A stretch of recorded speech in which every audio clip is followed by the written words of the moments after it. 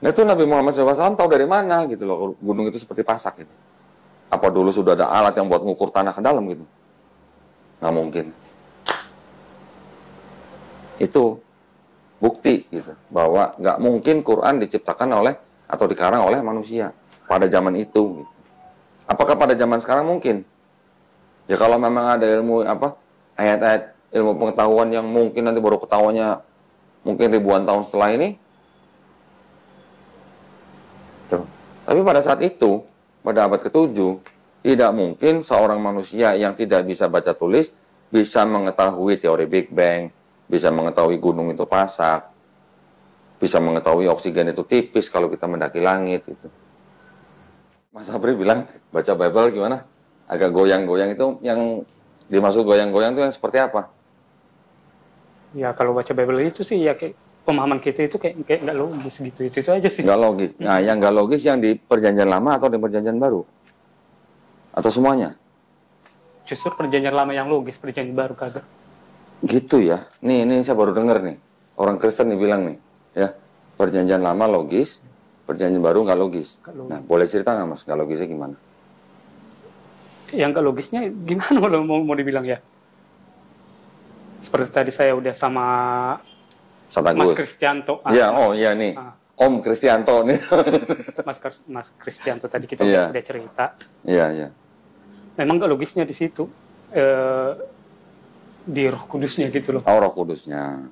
Ya, sepertinya ya kalau yang seperti yang udah kita alami ya, kita kan kok Kristen Protestan gitu loh. Dalam Kristen Protestan kan ada itu namanya Roh Kudus turun gitu. Iya. Ya, tapi sama sekali nggak merasakan. Nggak pernah saya rasakan gitu. Iya, nggak merasakan. Jadi Roh Kudusnya di mana gitu loh. Tadi gerejanya apa? Kan karismatik. Iya, karismatik. GPDI kan? GPDI. Kan ada bahasa roh kan harusnya kan? Ya justru itu dia. Nggak pernah merasakan? Nggak pernah merasakan. Oh, berarti nggak pernah dijamah Roh Kudus gitu ya? Ya nggak tahu ntar Roh Kudus ada gimana ya, kita nggak tahu sih. Yang penting yang saya tahu ya. Iya.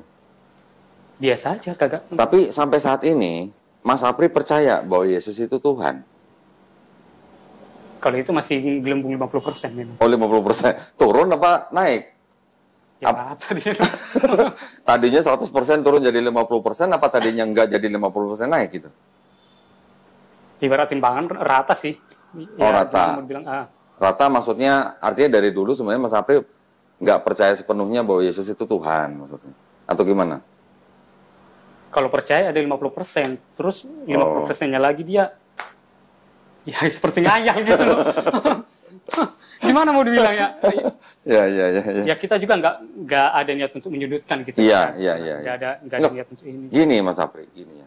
Kan di dalam memilih, memeluk dan menjalankan agama dan kepercayaan masing-masing, setiap orang, Mas Apri atau saya itu mempunyai hak yang dijamin oleh Undang-Undang Dasar 1945. Pasal 28, pasal 29. Kita bebas, kita boleh memilih. Nah, dalam memilih itu kan kita boleh memikirkan ini masuk akal enggak, ini apa misalnya konyol enggak gitu. Kan boleh mikir begitu untuk diri kita pribadi gitu loh. Tapi kan bukan berarti kita menyerang keyakinan orang lain, kan gitu. Nah, kalau boleh saya tanya Mas Apri, 50%-nya itu kenapa? Yang nggak percaya Yesus yang nggak percaya Yesus Tuhan sebesar 50% itu kenapa? Kalau dalam konsep ketuhanan sih, jangan dulu kita berbicara dengan konsep ketuhanan, kita berbicara dengan Alkitab dulu gitu. Iya. Kalau dalam Alkitab kan kita memang diajar mulai dari kecil nih. Saya kan udah belajar mengenai kasih gitu. Di dalam Alkitab ada yang mengasihi musuh. Iya. Terus yang kedua, siapa yang mencaci maki kita, siapa yang mencela kita, bisa kita doakan supaya beroleh berubah kebaikan gitu kebaikan. Ya. Tapi kan justru nggak logis. Kalau menurut saya sendiri nggak logis. Nah, saya pengen denger nih, nggak logisnya kenapa? Gitu. Jadi gini, contoh gini. Ya. Langsung kita buat aja contohnya ya. Iya. Masnya sendiri sama saya. Iya. Ya nggak mungkin dong, Mas sudah mencaci saya, mencaci saya, ibaratnya Mas sudah yang buruk-buruk lah dilakukan terhadap saya. Masih saja kita doakan Mas dengan hal yang bagus gitu loh. Oh. Kan nggak masuk akal toh. Oh gitu. Justru kalau dalam Al-Quran pernah saya baca itu konsep kisah itu yang bagus. Pernah baca Quran? Pernah. Wah keren dong. Konsep kisah sudah habis baca Quran sudah habis belum? Belum sih. Oh belum. Masih 0,0% aja. 0,0% ya. Karena di kisah yang pernah saya baca sih, nyawa itu diganti dengan nyawa, tangan diganti dengan nyawa. Kan ada itu. Di perjanjian lama kan juga gitu. Kalau perjanjian lama. Mata diganti mata, gigi diganti gigi, kan gitu. Itulah masapanya. Saya ibaratnya berpikirnya itu, kok iya ya, kenapa nggak logis aja Bible ini gitu loh. Iya. Yang nggak logis loh. Gimana mau dibilang ya, susah sih. Ini mohon maaf, mungkin saya potong ya. Kalau kita mendoakan orang yang mencaci maki kita, selama kita nggak disakiti secara fisik, secara kita nggak dipersekusi, mungkin masih bisa, Mas. Mungkin masih logis. Ya, contoh gini, Mas. Aku bilang dulu sama Mas. Kita mempunyai saudara perempuan, diperkosa, meninggal. Nah, kalau itu kan sudah fisik. Nah, sudah fisik kan, itu yang nggak logis. Tapi kalau tadi mendoakan orang yang mencaci maki kita doakan, itu masih logis. Tapi kalau bilang kasihilah musuhmu, musuh ya, yang artinya sudah melibatkan kontak fisik, merugikan kita, menyakiti kita, terus kita tetap harus mengasihi orang itu, bahkan kita suruh mendoakan, nah itu yang nggak logis. Ya di situnya. Seperti tadi Mas Sapri mau bilang kalau ada kita punya saudara perempuan diperkosa misalnya, dibunuh gitu, apakah kita mau mendoakan yang membunuh saudara perempuan kita? Nggak mungkin. Nah itu yang nggak logis. Nah itu saya setuju, Mas. Ya itu, ya maksud gitu saya ya? juga kayak gitu tadi, Mas. Oke. Jadi kan konsep dalam kasih itu seperti yang udah dibilang dalam Alkitab. Ya. Tapi kan pendeta suka ngomong gini, Mas Sapri. Artinya kasihilah musuhmu itu sebenarnya jangan membalas kejahatan dengan kejahatan, gitu maksudnya.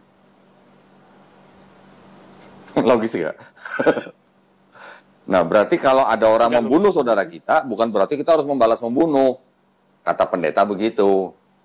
Cuman konsepnya itu aja salah sih, Mas, menurut aku sih. Cuman kan kalau kita musuh itu kan seperti berat gitu loh. Jangan kan dulu mengasihi musuh. Saya mencuri barang mas ini aja kayaknya Mas udah benci sama saya. Itu logikanya. Betul. Ya saya kayak gitu. Siapa yang mencuri barang saya? Ya nggak mungkin dong kita doakan lagi yang bagus-bagus sama dia. Berkatilah dia Tuhan, inilah dia Tuhan, lindungilah dia, berikanlah berkat sama dia gitu loh. Padahal udah barang kita dicuri gitu loh. Betul. Yang ada apa? Maaf kata, babi manusia itu kan gitu. Logikanya memang seperti itu. Ya, jadi saya senang dengan pemikiran Mas Sapri. Berarti Mas Sapri bisa menilai sesuatu ajaran itu harus bisa diterapkan dalam kehidupan nyata, gitu kan? Ya, yang maksud saya harus logis-logisnya. Logis-logis saja. Nah, betul. Jadi, kalau bilang kasihilah musuhmu, pendeta bilang jangan membalas kejahatan dengan kejahatan.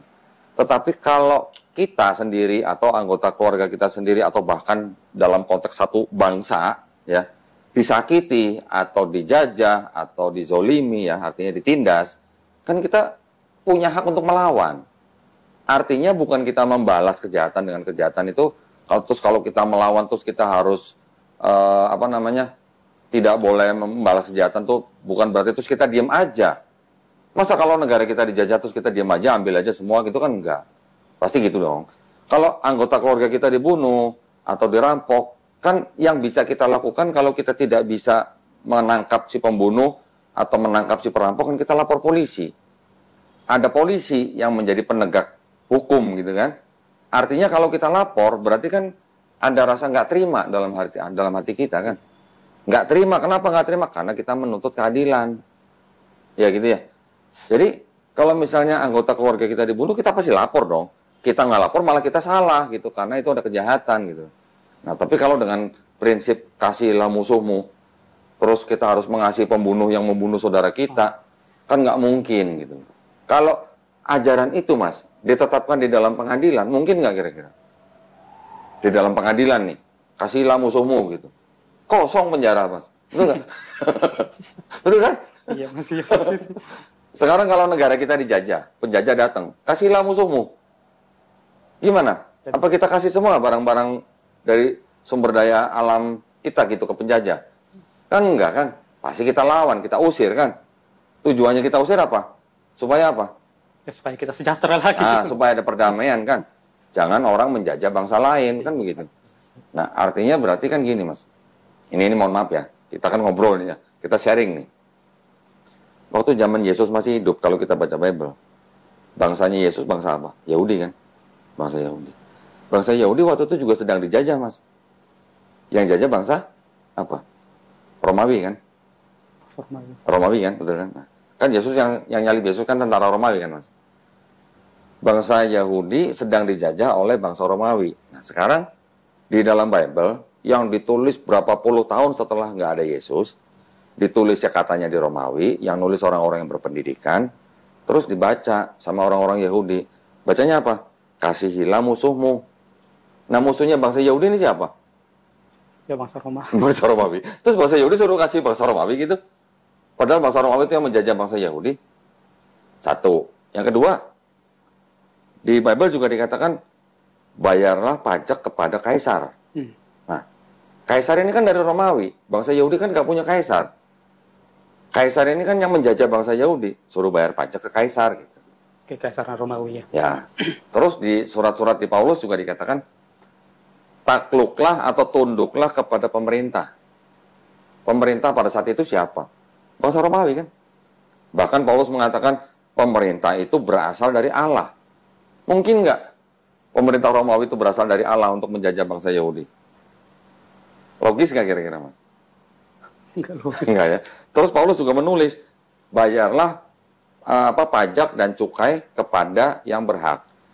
Yang mengurus pajak dan cukai itu adalah pelayan-pelayan Allah. Bangsa Romawi yang ngurus pajak dan cukainya orang Yahudi itu pelayan Allah, kata Paulus. Kira-kira logis nggak? Enggak logis. Nggak logis. Jadi kalau ada penjajah datang ya ke sebuah negara mau menjajah, terus dia bawa kitab suci katanya, yang ajarannya kasihilah musuhmu, bayarlah pajak kepada kaisar atau pemerintahmu gitu. Nah, kira-kira berarti ajaran kasihilah musuhmu itu kira-kira bisa nggak disebut itu sebagai ajaran penjajah supaya orang yang dijajah nggak berontak gitu? Bisa nggak begitu? Hah? Karena tulisan-tulisan itu ditulis berapa puluh tahun setelah nggak ada Yesus. Ditulisnya di Romawi oleh orang-orang yang berpendidikan. Yang ngomong siapa? Yang ngomong orang-orang ahli-ahli perjanjian baru sendiri. Bukan saya ngomong gitu. Ada buku-bukunya ada yang ngomong gitu. Jadi kalau bilang kasihilah musuhmu untuk bangsa Yahudi yang saat itu sedang dijajah oleh Romawi, kasihilah musuhmu kan musuhnya orang Yahudi kan Romawi. Berarti kalau suruh mengasihi bangsa Romawi berarti kan nggak boleh berontak kan? Masuk akal nggak, Mas? Omongan saya. Bisa diterima sih. Bisa diterima. Ya, jadi itu salah satu ya. Tetapi gini, di dalam konteks beragama, terus konteks berbangsa, kita tidak boleh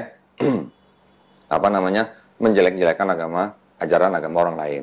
Itu adalah hak masing-masing. Iya. Ya, semuanya dilindungi. Tapi kalau Mas Apri sekarang sudah mulai merasa bahwa ajaran itu tidak logis untuk Mas Apri, nah monggo, tinggal dicari gitu.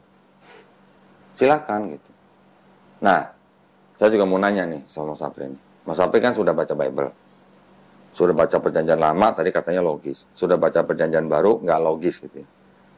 Terus percaya Yesus Tuhannya tuh 50% gitu ya. Terus di dalam Bible, di PB itu kan diceritakan bahwa Yesus itu kan disalib untuk menebus dosa manusia. Iya. Betul. Masih percaya itu nggak, Mas?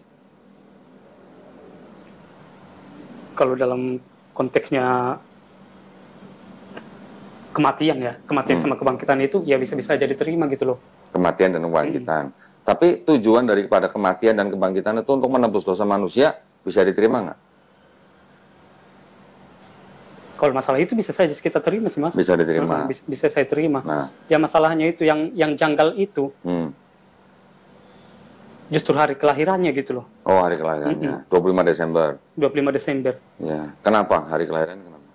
Semua orang Kristen merayakan hari Natal tanggal 25 Desember, tapi di dalam Alkitab itu nggak pernah ada tertulis Tuhan Yesus lahir tanggal 25. Iya, benar.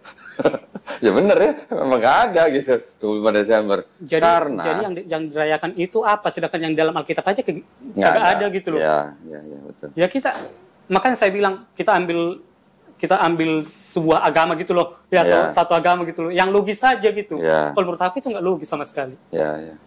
Mulai dari kejadian sampai keluaran itu apalagi perjanjian lama terus Matius sampai Wahyu itu nggak ada, itu 25 Desember lahir Tuhan Yesus. Iya, betul. Udah saya baca toh nggak ada. Ini Mas tahu nih berarti. Berarti Mas tahu nih berarti nggak ada 25 Desember di Bible, ya kan? Ceritanya agak panjang, Mas. Kenapa kok 25 Desember dipakai sebagai hari kelahiran Yesus? Ceritanya mungkin agak panjang. Tapi singkatnya, tanggal 25 Desember itu adalah hari raya kelahiran Dewa Matahari di Romawi. Di Romawi ya, kira-kira di abad 3-4 lah. Itu akhirnya dipakai menjadi hari rayanya kelahiran Yesus karena pengaruh Kaisar Romawi. Pada waktu awal-awal Kristen menjadi agama resmi Romawi. Jadi, yang tadinya orang-orang Romawi itu menyembah Dewa Mitra sebagai Dewa Matahari, yang dirayakan hari lahirnya tanggal 25 Desember, itu diganti Mas dengan tanggal lahirnya Yesus. Karena Kristennya mau dijadikan agama resmi Romawi gitu. Makanya orang-orang Romawi yang tadinya kalau 25 Desember itu berpesta pora, merayakan hari lahirnya Dewa Mitra, diganti dengan Yesus. Berontak dong. Tapi Kaisar bilang, oh nggak apa-apa, kamu masih tetap boleh pesta kok. Gitu. Ini cuman ganti aja, cuman ganti yang disembah gitu. Kalau tadinya Dewa Mitra, ini sekarang jadi Yesus gitu. Makanya kalau Mas Apri lihat foto-foto Yesus atau gambar Yesus, sering lihat nggak kalau di belakang Yesus kepalanya tuh ada lingkaran sinar? Ada di belakang. Ada, pernah lihat? Kebanyakan di Katolik, kalau di Protestan mungkin nggak banyak. Protestan juga ada sih. Ada juga. Nah, kenapa ada lingkaran seperti kayak lingkaran matahari di belakang kepala Yesus? Itulah Dewi Matahari itu. Gitu. Gitu. Ya kita juga sharing aja Mas gitu. Iya. Saya juga biar tahu juga gitu. Iya. Nanti gini Mas, omongan saya, nanti Mas boleh cek di Google, nanti Mas boleh cek di buku-buku apa. Saya juga punya buku-bukunya nih. Semuanya ada di sini. Jadi saya ngomong ini berdasarkan apa yang ada di buku gitu. Ya. Jadi kalau kita melihat kenapa Yesus di belakang ada kayak lingkaran sinar, yaitu menunjukkan bahwa itulah penggantinya Dewa Mitra. Kalau yang tadinya Dewa Matahari, ini disebutnya sebagai anak Tuhan gitu. Gitu. Nah, orang Romawi, orang Yunani, itu kan memang mereka sudah terbiasa dengan menyembah dewa-dewa. Ya kan Mas ya? Di dalam Yunani juga ada tuh yang namanya dewa paling tinggi, namanya siapa? Dewa Zeus namanya. Dewa Zeus menghamili perempuan muda bernama Danae dalam bentuk hujan emas. Akhirnya perempuan ini punya anak namanya Perseus gitu. Jadi Perseus ini 50% manusia, 50% dewa gitu. Yesus di abad keempat, di abad kelima, ya, di Konsili Kalsedon tahun 451 Masehi, ditetapkan Yesus punya sifat 100% manusia, 100% Tuhan. Jadi bedanya Yesus sama Perseus apa? Hampir sama kan? Kenapa? Kok bisa mirip-mirip gitu? Ada Perseus, ada Yesus. Belum lagi nanti ada Hercules gitu. Nah, sedangkan agama Kristen ini pada abad itu, abad keempat, itu sedang mau dijadikan agama resminya bangsa Romawi. Jadi, Kaisar Konstantin waktu itu ingin menjadikan atau ingin mengkristenkan orang-orang pagan yang ada di Romawi. Tetapi yang terjadi adalah apa? Konsepnya akhirnya bercampur gitu. Konsep pagan dengan konsep Kristen gitu. Jadi makanya di dalam Kristen sekarang banyak sekali ritual-ritual atau bahkan ibadah mereka itu banyak sekali dipengaruhi oleh budaya pagan. Contoh misalnya Mas, setiap bulan dulu perjamuan kudus kan, dikasih apa? Daging, roti tapi daging. Roti dan anggur, ya kan? Lambang daripada darah dan tubuh Kristus. Yesus. Dibilangnya apa? Ingatlah akan aku, gitu kan? Barang siapa makan tubuh dan minum darahku, dia akan beroleh hidup yang kekal. Kan gitu kan? Yohanes 6 ayat 51 sampai 54. Di Mesir udah ada tuh Mas, ribuan tahun sebelumnya. Dewa Osiris. Tubuh dan darah Dewa Osiris dilambangkan dengan roti dan anggur. Barang siapa makan tubuh dan darah Osiris yang dilambangkan dengan roti dan anggur akan peroleh hidup yang kekal. Kok mirip ya? Saya banyak nih Mas bukunya nih. Yang menceritakan kesamaan-kesamaan antara penganut pagan dengan Kristen. Banyak. Itu di daerah-daerah situ Mas. Di daerah Sumeria, Babilonia, Sumeria, Babilonia atau Mesopotamia, Persia, India, Mesir, Eropa, bahkan Eropa Utara. Rata-rata ribuan tahun sebelum ada Yesus, itu sudah ada penyembahan kepada Tuhan yang disebut dengan triad. Triad itu artinya 3 tapi 1 gitu, Mas. Itu sudah banyak. Jadi pada waktu Kristen timbul, akhirnya yang tadinya disebutnya Bapa, kemudian Anak, akhirnya dicari satu lagi sosok atau pribadi. Siapa? Roh Kudus. Abad pertama sampai abad ketiga, belum ada keputusan Roh Kudus itu Tuhan. Baru di abad keempat, Roh Kudus ditetapkan sebagai Tuhan. Atau dipahami sebagai Tuhan. 3 juga, 3 tapi 1. 1 tapi 3. Gitu. Apa bedanya dengan triad-triad yang di daerah situ? Dengan dewa-dewanya gitu. Di India ada Trimurti kan? Nah, di Babilonia ada Namrus, Tamrus, Semiramis. Nanti di apa namanya? Sumeria ada siapa? Mitra dan segala macam gitulah. Di Persia ada Mitra. Jadi memang gimana ya? Memang itu sudah menjadi kebiasaan dan sudah menjadi kepercayaan orang-orang zaman dulu di sekitar daerah itu yang menyembah Tuhan yang triad. 3 tapi 1 sampai 3 gitu. Jadi pada waktu Kristen timbul ini sebenarnya bukan hal yang baru. Ini hal yang meneruskan kepercayaan lama gitu sebenarnya. Cuman dengan tokoh-tokoh yang berbeda gitu. Ibaratnya budayanya ini duplikat gitu. Iya. Kan bisa dibilang duplikat lah ini. Iya. Di Trimurti ada siapa? Ada Brahma, Wisnu, Siwa gitu kan. Nanti di Babilonia ada Namrus, Tamrus, Semiramis. Nanti di Mesir ada Osiris, Isis, Ra. Nanti di Eropa ada Dewi Madonna yang melambangkan dengan 3 muka gitu. Semua gitu Mas, semuanya 3. Nah, jadi bukan hal yang baru gitu buat Kristen timbul dengan pola yang sama gitu. Nah, terus kok ajarannya kasihlah musuhmu gitu. Bayarlah pajak kepada pemerintahmu gitu. Tunduklah kepada pemerintahmu. Kalau pemerintah kita yang resmi, kita yang pilih, bener ya, wajar ya. Tapi kalau pemerintahnya penjajah gimana?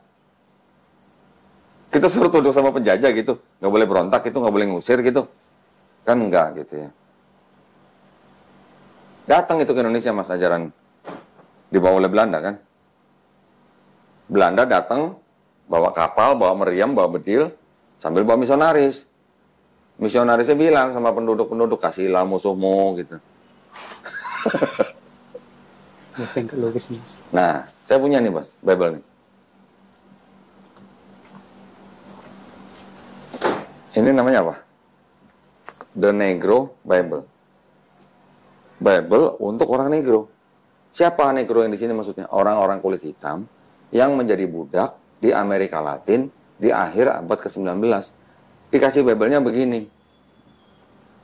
Sekarang kalau di Bible ini, apa bedanya dengan Bible yang standar ini? Ternyata pasalnya di diskon Mas. Kejadian, Genesis kan? Pasal standar itu 50 pasal. Tinggal 14 pasal. Keluaran, Exodus kan? Dari 40 pasal jadi 2 pasal. Levitikus, Imamat, 27, hilang semua. Dan seterusnya. Ini banyak yang nol tuh. Jadi banyak yang pasal yang dibuang-buang gitu. Nih, banyak yang nol. Yang belasan, yang puluhan, jadi tinggal berapa?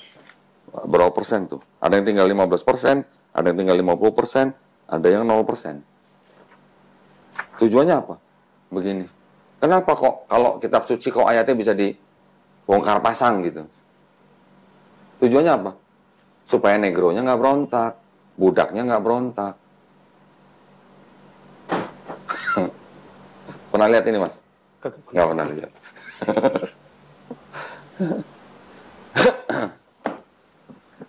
Belum lagi ada ini Mas. Apal nggak dengan warnanya? LGBT. LGBT. Kok tahu sih?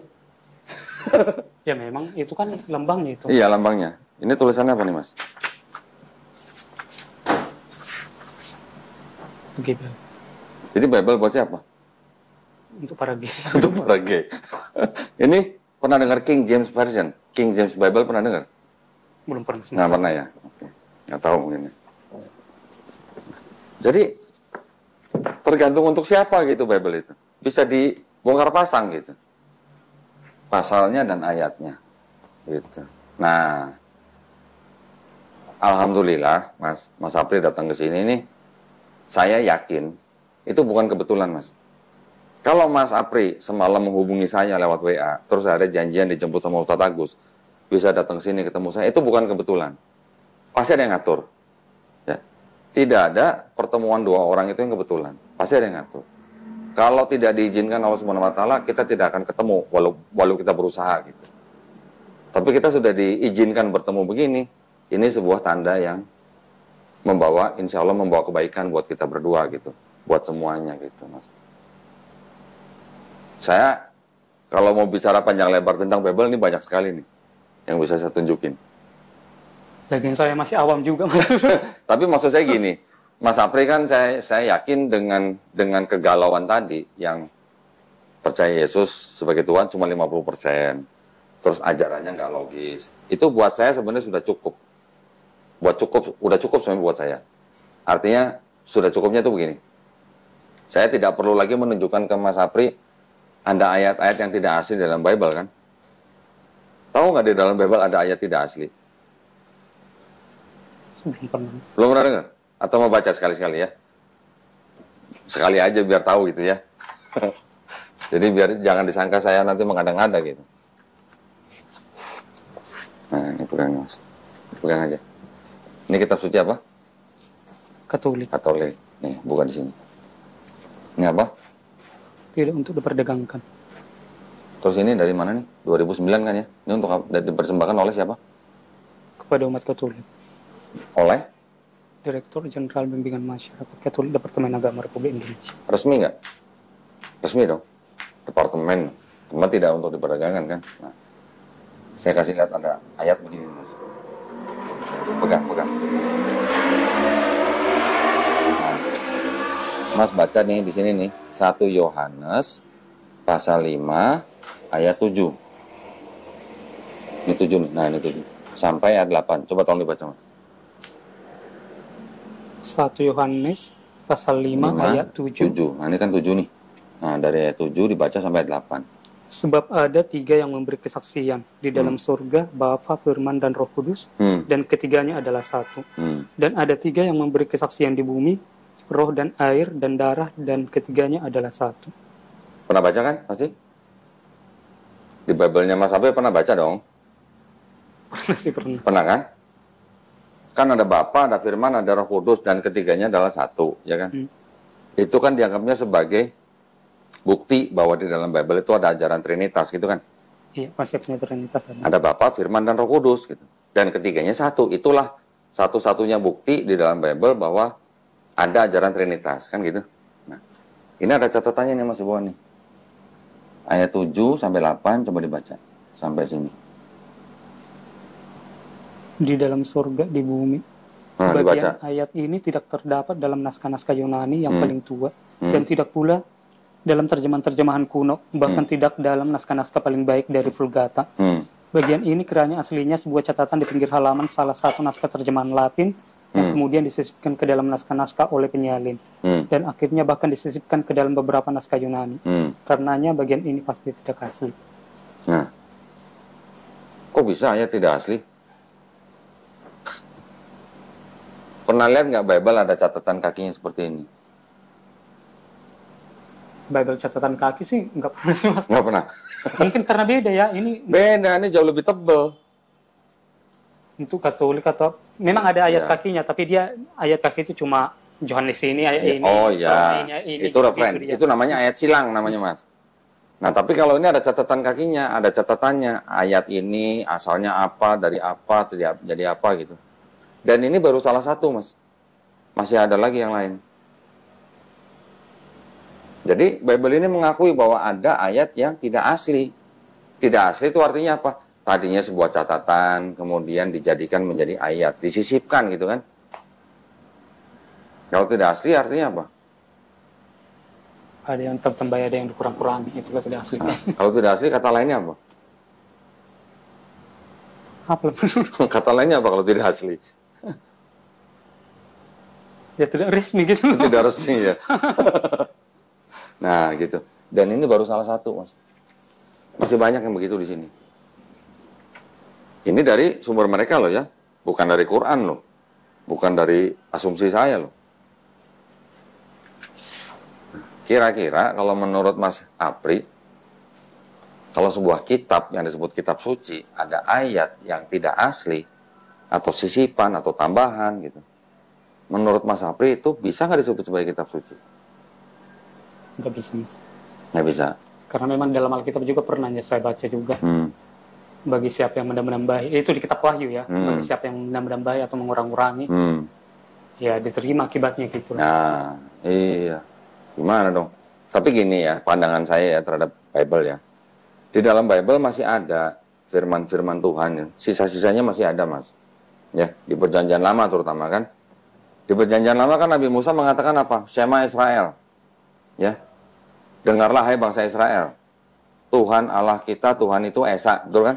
Pernah dengar kan? Pernah. Ulangan 6 ayat 4. Adonai Elohenu, Adonai Ehad, gitu kan? Terus kemudian di Perjanjian Baru, Yesus juga ditanya sama orang-orang Yahudi kan, imam-imam Yahudi, apa hukum yang terutama, gitu kan? Yesus jawabnya apa? Sama dengan kalimatnya Nabi Musa. Sama kan? Dengarlah hai Israel, Tuhan Allah, Tuhan itu Esa gitu. Sama, dalam bahasa Ibrani sama. Itu ada di Markus 12:29. Jadi masih ada kesamaan gitu, Mas. Tetapi di luar daripada itu, juga banyak ajaran-ajaran yang kok tadi Mas Apri bilang gak logis gitu. Ya kan? Nah, karena apa? Karena yang menulis itu nggak tahu siapa gitu, Mas. Terutama yang Matius, Markus, Lukas, Yohanes ya. Kalau yang Paulus ada berapa surat kan, kira-kira 14 surat. Ternyata separuhnya juga bukan Paulus sendiri yang nulis. Ini saya ada nih buku-bukunya nih, yang bilang begitu. Yang nulis ternyata adalah pengikut-pengikut Paulus yang mengikuti pemikiran Paulus. Kenapa bisa disimpulkan bahwa bukan Paulus yang menulis? Yang nulis ini ahli-ahli Perjanjian Baru semua loh, Mas. Ya, karena memang gaya bahasanya beda, perbendaharaan katanya beda, tata bahasanya beda gitu. Jadi dipastikan ini bukan Paulus gitu. Mereka kan meneliti manuskrip yang zaman dulu kan, naskah-naskah zaman dulu kan. Jadi mereka bisa menyimpulkan seperti itu gitu. Jadi dulu kan saya juga Kristen ya. Kita dulu sama-sama lah. Kita hanya mendengar dari pendeta gitu kan. Tapi kita sendiri tidak pernah mendalami sampai ke situ gitu. Jadi kita artinya hanya imani saja gitu, Mas. Betul? Iya, Mas ya. Betul kan? Nah, kira-kira nih saya mau nanya nih sama Mas Apri nih. Mas Apri anggap aja nih sampai sekarang kan tadi kan saya tanya masih percaya bahwa Yesus mati di atas kayu salib dan bangkit dari ketiga itu untuk menebus dosa Mas Apri kan? Betul kan? Kira-kira Mas, kalau Mas Apri dikasih kesempatan bisa ngelihat Yesus mau disalib nih. Kira-kira, ini andai kata nih kan, pada waktu ngelihat Yesus mau disalib, Mas Apri sebagai orang Kristen yang percaya bahwa Mas Apri dosanya sudah ditebus dengan matinya Yesus, ngelihat Yesus mau disalib, kira-kira mau lari seperti murid yang lain, atau mau bantu tentara Romawi nyalib Yesus, atau mau nolong Yesus supaya nggak disalib? Ya kalau kita di situ mau nolong sih, kalau sebenarnya ada gitu loh, kalau benar-benar ada gitu. Mau nolong Yesus supaya nggak disalib kan? Iya. Berarti Mas Apri cinta Yesus kan? Iya dong. Kalau mau nolong Yesus supaya nggak disalib kan berarti Mas Apri cinta dengan Yesus kan? Tapi kalau Mas Apri menolong Yesus supaya nggak disalib, dosanya Mas Apri nggak ditebus dong. Gimana? Karena nggak jadi mati gitu. Karena nggak jadi mati. Betul kan? Iya. Logis nggak pertanyaan saya? Logis, Mas. Logis nggak? Kalau Mas Apri mau dosanya ditebus dengan matinya Yesus di atas kayu salib, Mas Apri harus bantu tentara Romawi nyalib Yesus supaya mati. Kan gitu. Kalau dia nggak mati, dosa kita nggak ditebus kan gitu. Tapi tadi Mas saya nggak arahkan, nggak apa. Mas Apri bilang nolong Yesus supaya nggak disalib. Berarti Mas Apri kan sebenarnya cinta dengan Yesus. Betul? Logis nggak omongan saya? Logis itu. Cuman nggak logisnya di situ aja. Kalau kita tolong nggak jadi ditebus. Nah, tapi kalau kita tolong ya justru sama aja nggak ditebus gitu loh. Iya. Jadi gimana dong? Itu Mas kayak maju kena mundur kena dong. Nah, sekarang saya mau nanya lagi nih sama Sapri. Kalau orang Kristen percaya bahwa dosanya sudah ditebus sama matinya Yesus di atas kayu salib, Mas ya. Berarti yang menyalibkan Yesus, tentara Romawi, ya.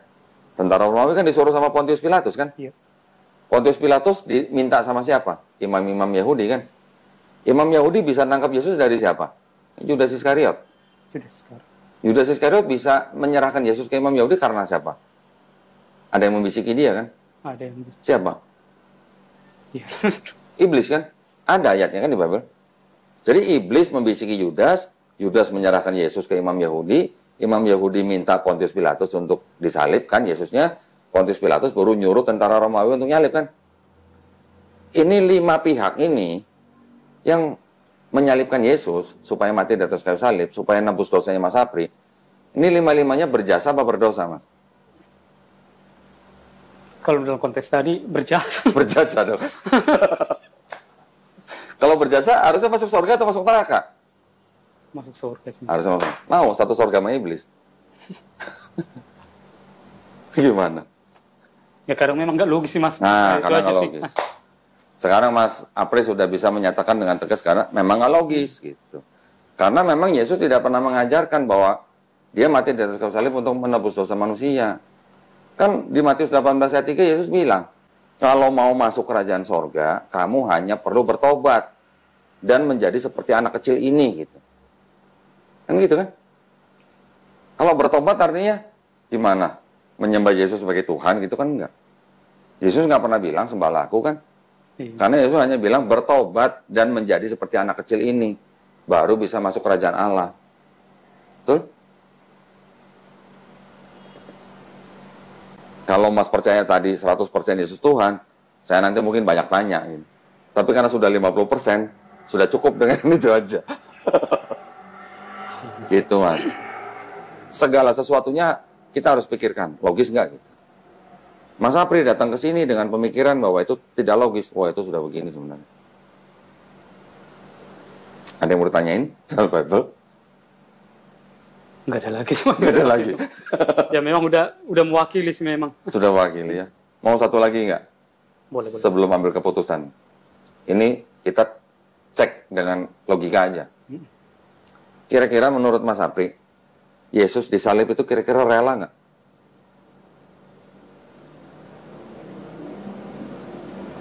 Pertama, dia pernah nyuruh murid-murid jual jubah, beli pedang. Betul kan? Kira-kira buat apa itu pedang? Waktu mau ditangkap nih. Supaya ada perlawanan. Perlawanan. Kalau supaya ada perlawanan berarti rela nggak dia disalib? Sama sekali tidak. Tidak. Sama sekali tidak. Iya kan? Nggak rela, nggak.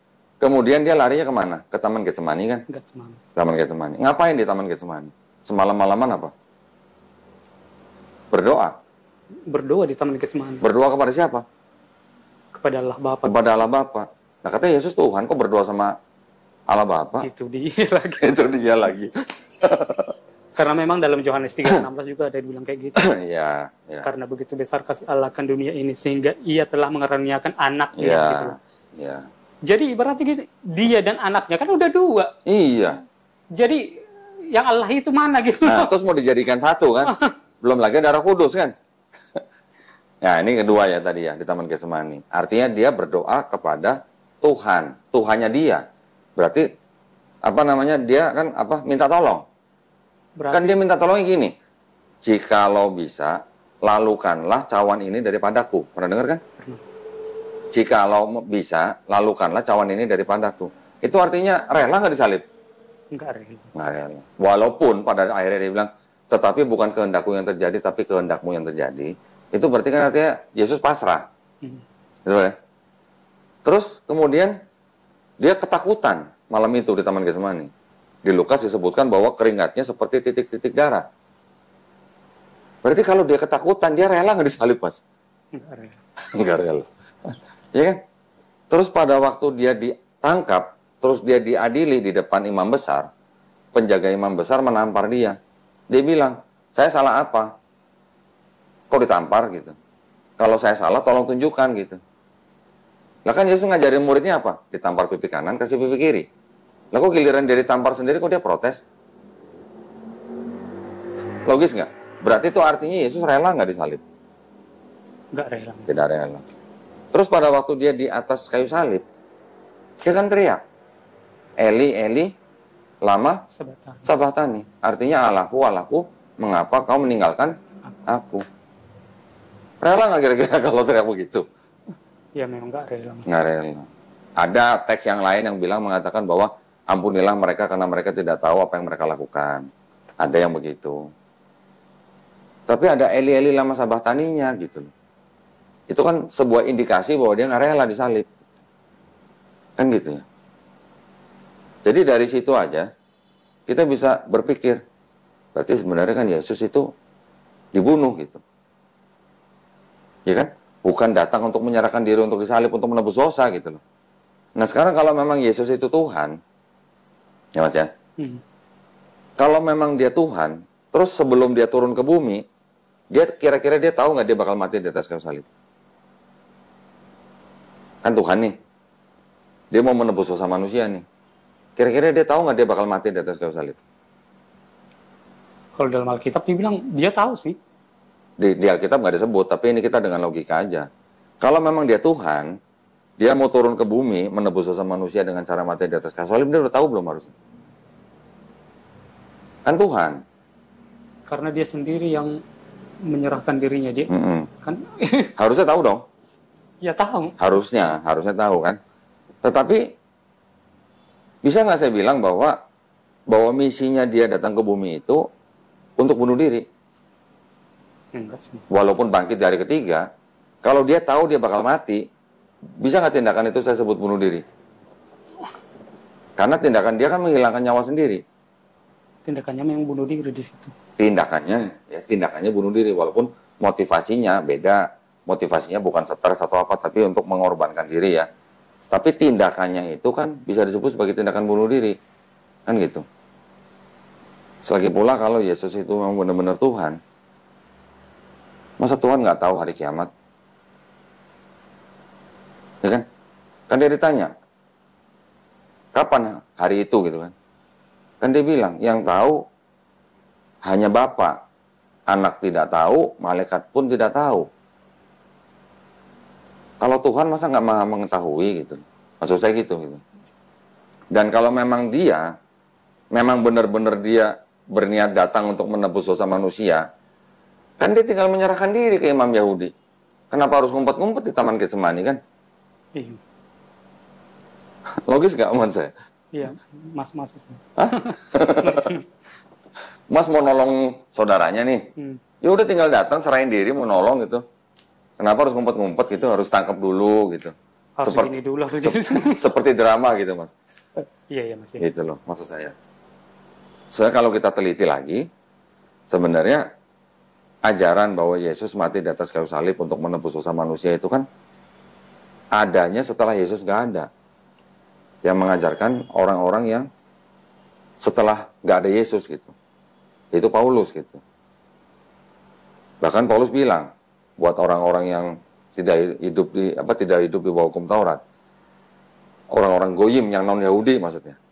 Kalau kalian sunat, kematian Yesus di atas kayu salib itu nggak ada gunanya buat kamu gitu. Sampai begitu ngomong. Gimana? Padahal Yesus sunat, Yesus mati dikafanin, Yesus doanya sujud. Yang sekarang terjadi apa? Mas di gereja doanya sujud nggak? Nggak? Atau sujud? Sujud sih Mas. Hah? Sujud juga sih. Sujud? Emang di GBDI ada sujud gitu? Ya itulah tadi yang kita berbicara apa namanya? Roh Kudus itu kan di GPDI kan ada itu kebaktian 10 malam itu. Ya sujud juga. Ada sujudnya. Tapi itu aja momennya. Gitu. Itu malam kan. Kalau kebaktian hari Minggu sujud nggak? Kalau sujud enggak justru bergirang. Malah joget-joget gitu kan. Kalau orang Kristen mati di kafanin atau masuk peti Mas? Masuk peti. Masuk peti. Yesus dikafanin kan matinya kan. Nah sekarang umat beragama apa yang mati dikafanin?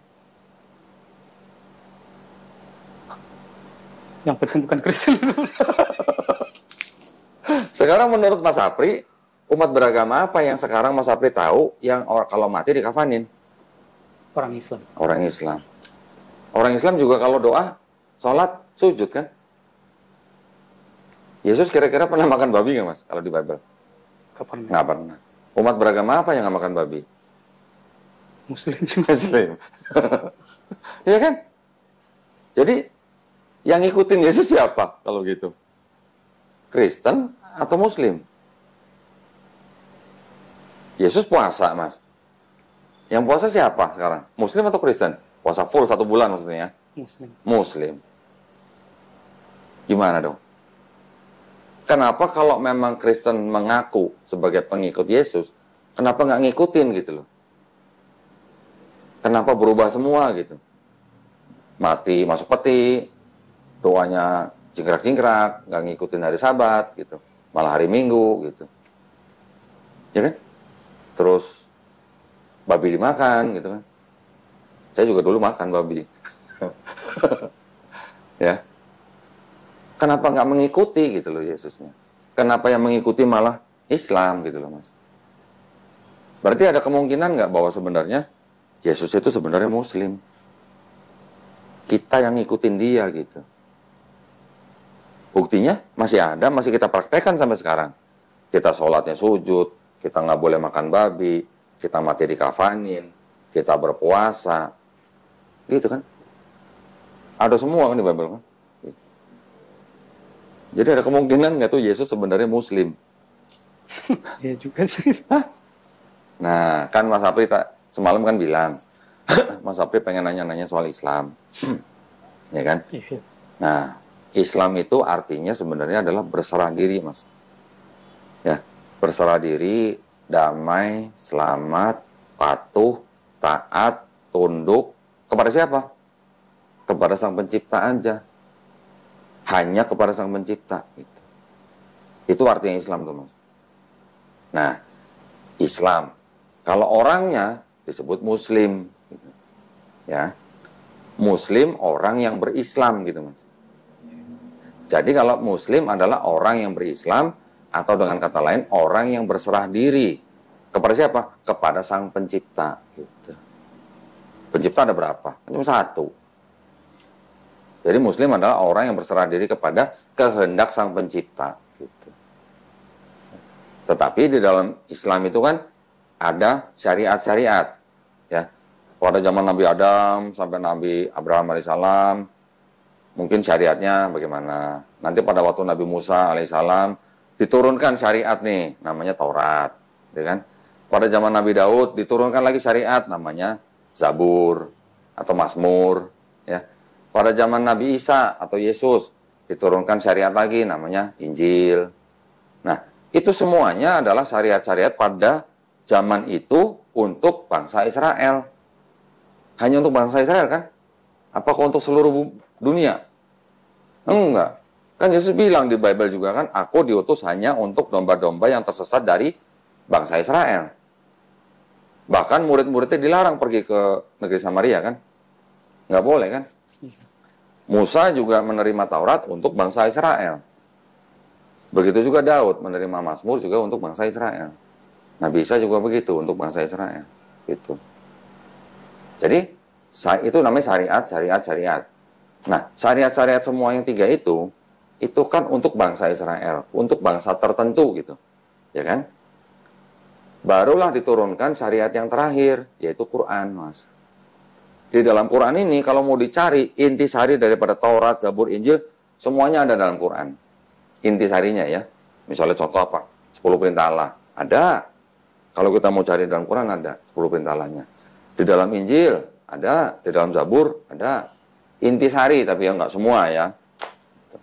Jadi Quran ini bukan Taurat, Zabur, Injil jadiin satu ditambah menjadi Quran, bukan. Tapi intisari ada di dalam Quran ditambah dengan syariat yang baru gitu, Mas. Tapi kalau kita perhatiin, Mas, ya. Nabi Musa pada waktu mau masuk kemah perjanjian, dia membasuh kakinya, membasuh tangannya. Membasuh artinya apa? Cuci kan? Kalau orang Islam sebutnya apa? Wudu. Orang Islam yang berwudu, mau ke masjid atau mau ke sholat. Syariat, ini juga syariat. Ada kesamaan gitu, Mas. Ya. Nabi Daud sujud. Nabi Isa sujud. Puasa, ada zakat, perpuluhan bayar kan? Berapa persen? Lupa. Tapi perpuluhan ada sih. Ada kan? Nah, ya maksud saya, kalau perpuluhan itu kita sebut dengan kurang lebih seperti zakat. Mirip lah, tapi walaupun tidak sama persis, tapi mirip zakat gitu lah ya. Jadi dari bangsa Israel sudah ada perpuluhan, sudah ada wudhu, sudah ada sholat sebenarnya. Mirip-mirip. Di Quran ada semua, Mas. Di Islam ada semua. Ada sholat, ada puasa, ada zakat. Bahkan haji di dalam tradisi bangsa Israel, itu juga sebenarnya ada yang namanya hajj. Ada kata-kata dalam bahasa Ibrani itu hajj. Itu artinya ziarah. Itu ada juga sebenarnya. Cuman itu bukti-bukti sejarahnya kita harus buka. Tapi kalau diperhatikan, ada. Mas Apri pernah dengar mertuanya Musa siapa? Lupa kali ya. Namanya Yitro. Ya. Musa setelah dia membunuh seorang Mesir, dia lari ke Midian kan? Midian itu adanya di mana? Di Arab bagian utara, Mas. Terus akhirnya dia menikahi seorang anak imam besar, yaitu yang bernama Yitro, dinikahi oleh Nabi Musa, tetapi dia harus bekerja untuk mertuanya selama 8 tahun. Itu di Bible ada. Imam besar ini di Arab, Mas. Kira-kira, kan Mekah di Arab kan? Kira-kira imam ini pergi haji nggak? Dia imam loh. Dia juga mengikuti ajaran Nabi Abraham. Berarti di Mekah, kalau dia di Arab Utara, dia pasti berhaji nggak? Suka berhaji. Berhaji. Kalau dia punya menantu, kira-kira di bawah nggak berhaji? Logika aja, logika gitu. Selama 8 tahun, Musa kerja dengan seorang imam di Arab, yang juga keturunan Nabi Abraham, dari istri-istri yang lain, pasti berhaji. Gitu. Itu yang menunjukkan bahwa sebenarnya dari Abraham sampai Musa, Daud, Isa, itu sebenarnya ajarannya tuh sama sebenarnya. Waktunya sama tuh, artinya sama tuh bukan sama persis detail semuanya enggak, tetapi ada kesamaan gitu lah. Ya, ada wudhu, ada sholat, ada zakat, ada puasa, semuanya ada. Nah, itulah yang disempurnakan dalam Islam, Mas. Nah, satu lagi yang sama apa? Pesannya. Dari Nabi Adam, ya, Nabi Nuh, Nabi Abraham, Nabi Musa, Nabi Daud, Nabi Sulaiman, Nabi Isa, dan semua nabi-nabi. Semua pesannya sama nggak kira-kira? Pesannya apa mereka? Hanya ada satu pencipta kan? Hanya ada satu Tuhan. Kan gitu. Kan tadi kan Nabi Musa memberikan pesan apa?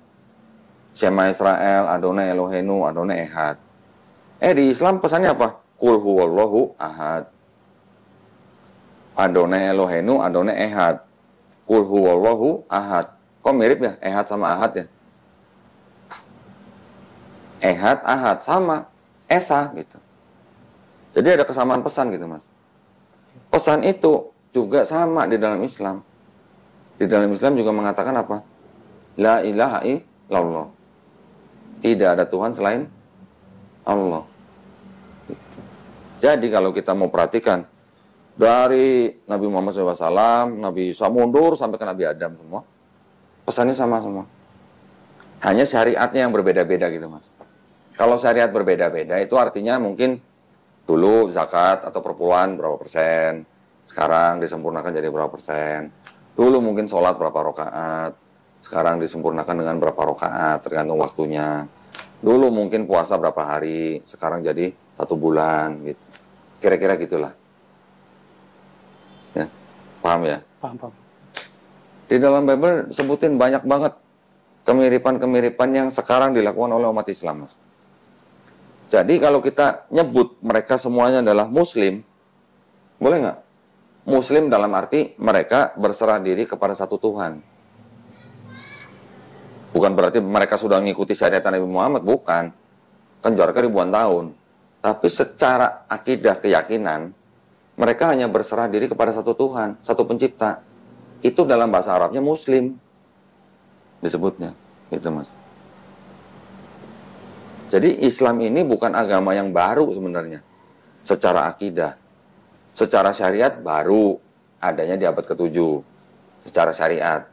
Tetapi secara akidah ini sebenarnya mengikuti akidah-akidah nabi-nabi sebelumnya. Mengikuti pesan-pesan nabi-nabi sebelumnya. Keyakinannya gitu ya, bahwa kita hanya berserah diri kepada satu pencipta gitu. Dalam bahasa Arabnya muslim. Gitu. Kata kerjanya Islam. Orangnya disebut muslim. Cuman syariatnya beda gitu. Belum ngikut syariat Nabi Muhammad SAW dengan Quran dan sunnahnya. Kira-kira ada yang mau tanyain nggak dalam Islam? Enggak ada Mas, udah pas nih. Jelas? Jelas Mas. Alhamdulillah ya. Nggak butuh berapa jam kalau gitu dong. Jadi Mas Apri percaya bahwa pencipta itu cuma satu? Dari dulu percaya memang. Dari dulu percaya. Alhamdulillah. Nah, memang cuma satu pencipta sih. Oke. Sekarang Mas Apri percaya bahwa Yesus itu hanya nabi, bukan Tuhan.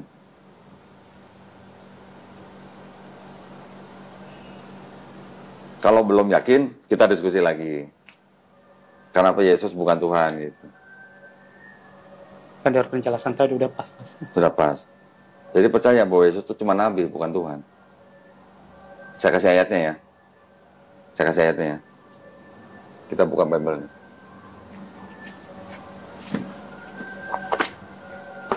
Tanpa dogma nih ya, tanpa dogma. Kita baca dengan ini aja, dengan logika aja.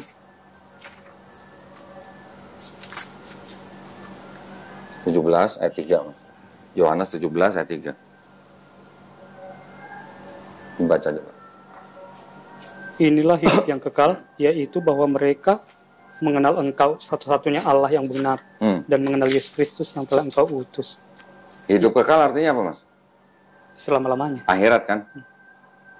Satu-satunya Allah yang benar itu siapa? Maksudnya Engkau itu siapa?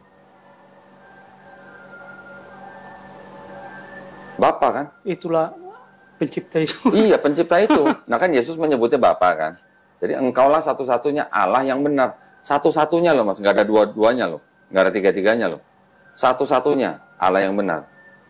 Terus Yesus yang kau utus. Kalau utusan itu namanya apa? Nabi. Buka lagi. Ada lagi Mas. Kalau dogma gereja lain lagi. Satu-satunya Tuhan yang benar tuh Bapa, Anak, dan Roh Kudus gitu. Jadi ada 3 gitu. Tapi kalau kita baca dengan secara plain apa adanya, satu-satunya Allah yang benar itu engkau tuh Bapa. Berarti itu kan Allah. Yesus yang kau utus. Utusan itu apa? Nabi.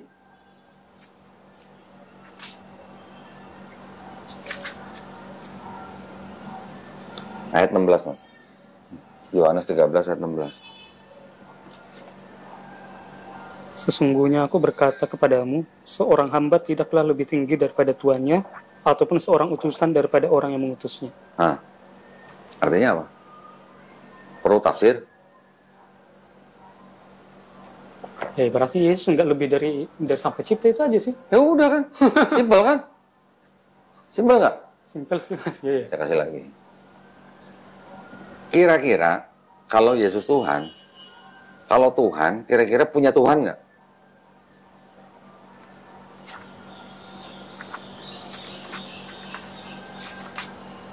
Tuhan itu udah tertinggi tuh Mas. Nggak perlu lagi Tuhan lain. Kalau udah dia Tuhan ya nggak perlu lagi yang Tuhan gitu. Ya gitu kan. Yohanes 20 ayat 17. Coba. 17 mana? Nah, coba baca. 17. Kata Yesus kepadanya, janganlah engkau memegang aku terus, sebab aku belum naik kepada Bapa, tetapi pergilah kepada saudara-saudaraku dan katakanlah kepada mereka, bahwa sekarang aku akan naik kepada Bapakku dan Bapamu, kepada Allahku dan Allahku. Itu yang ngomong Yesus kan? Kepada Maria Magdalena. Yesus bilang apa? Beritahukan kepada mereka, aku akan pergi kepada siapa? Bapakku dan Bapamu. Bapamu ini maksudnya saudara-saudaranya gitu kan? Berarti Yesus punya Bapa yang sama nggak dengan saudara-saudara dia? Bapaknya sama dong. Terus Allahku dan Allahmu. Berarti Yesus punya Allah yang sama nggak sama saudara-saudaranya? Artinya kalau Allahku apa? Tuhannya Yesus bukan? Ya? Allah gitu. Iya, Allahku. Kan pakai ku tuh kan.